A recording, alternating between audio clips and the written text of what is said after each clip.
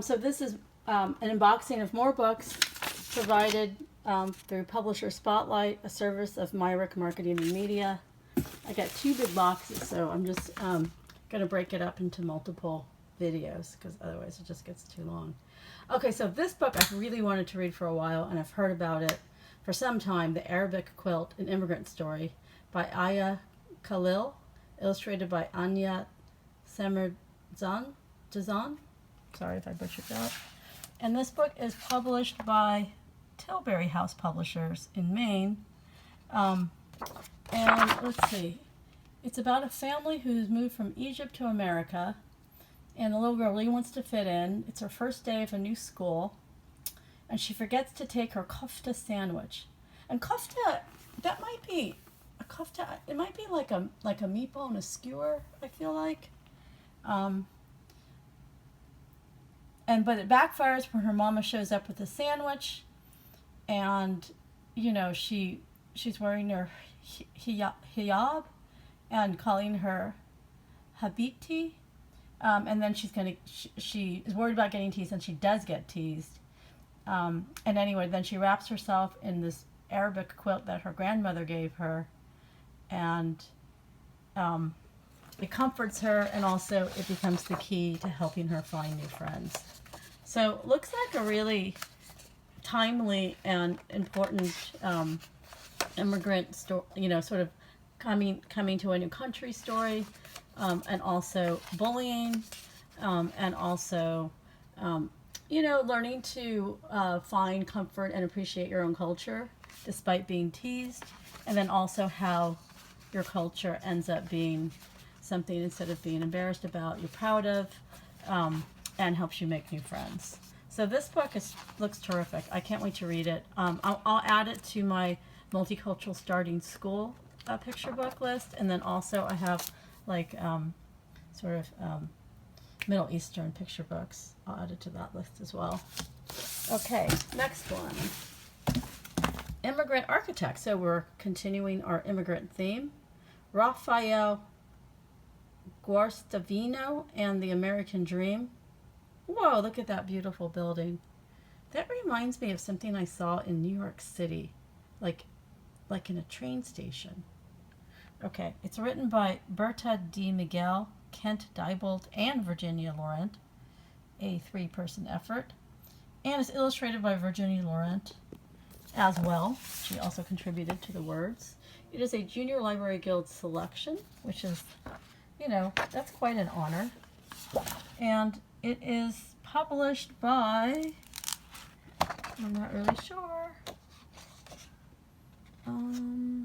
Tilbury House.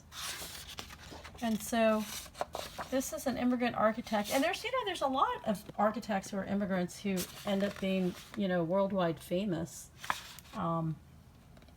like I.M. Pei, and also I forget her name. There's a woman who is incredible, passed away recently. I'll put it in the down box if I remember. And so here we see elements of architecture, vault, how a vault gets made with just, bricks and tile, which is, and an arch, and a dome. So how to build these curved shapes when you actually are only using rectangular blocks. And so this is a picture book biography. But like, whoa, the illustrations are so graphic, and it's very arresting. Here's a timeline to understand more about the architect's father and history. Great, like he comes from apparently a whole line of architects. And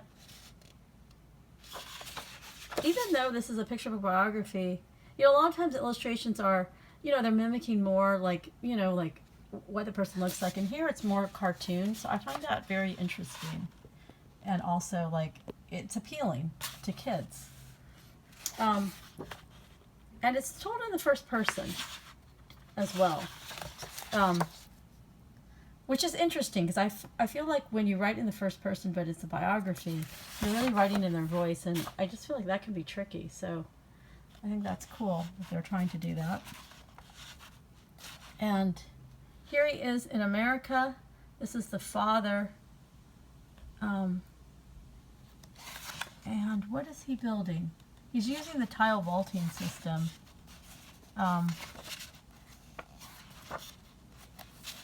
And so the father, oh, you'll recognize the ceilings of the Boston Public Library. Oh, that's my neck of the woods. The old building of McKim, Mead and White. I know that building. I'll have to, I never paid attention to the ceiling. I will have to look and take photos. And I'll be happy to cover this book. Right now, the library is not, like they weren't letting anyone in for COVID. Oh, and he is the first subway station in the city of New York. I thought I saw this. My friend, when I visited New York, took me and pointed it out. He just said, like, this was really famous. And we walked through something, and it looked a lot like that. And I was like, whoa, it is amazing. I think that might be the architect and the outside that my friend took me to that I saw. Grand Central Terminal. Definitely Penn Station, because I was in Penn Station, but I feel like he also took me to Grand Central to show me specifically the architecture. All right, well, great. This is actually, quite a lengthy picture book. I don't have page numbers, but it has a lot of details, and yet it still is really interesting. And it's telling a multi-generational story of architects. So that's different than a lot of picture book biographies on architects. So that's cool. All right, the next one is Waiting for a Warbler, which is a kind of bird. It is written by Sneed B. Collard III, illustrated by Thomas Brooks. And that was another combination of another book that we had earlier. I think the very first book in a different video. And this is about songbirds, and a rare cerulean warbler, and about the bird's migration pattern from Mexico's Yucatan all the way to where Owen's family is, which is, I'm guessing, up north somewhere. And also just like bird watching and, learning also about migratory patterns of birds and, their incredible journeys they take, and also maybe these birds need to be protected since this one actually is endangered. It's a really soft watercolor illustration. There's a combination of like italicized text that might be more from the bird's perspective, and then text which is more about the family, Owen and his family, as they are searching. So it might be two stories simultaneously until they meet, because it's like the family searching for them, and the bird is taking its long migratory journey, and eventually at the end they are able to connect. And so there's information on the back about being a birder and what that means and how you do it, more information about protecting birds, and maybe more about this particular bird. But yeah, a warbler, a very special one.